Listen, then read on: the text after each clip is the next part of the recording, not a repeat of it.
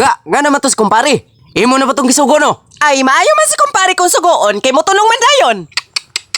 Nagduda jud ko ani da. Oh, naunsa ka diha? Nga magduda ka? Kinsa bay di magduda? Nga kung iyang asawa mo sugo, daghan makaibalibad. Pero kung ikaw ang musugo niya, wanag yoy daghang istorya. Mutunong jud ayon, magkarakara pa. May mo ba ayaw pag huna-huna og negatibo si mong kumpare? Kay buoto na hunaon. Mas ngayon ka pa magpasalamat niya. Kay gitubos niya ang akong mga sugo nga para unta nimo. Maunang ayaw hatagig daw tang kahulugan ang imong nakita.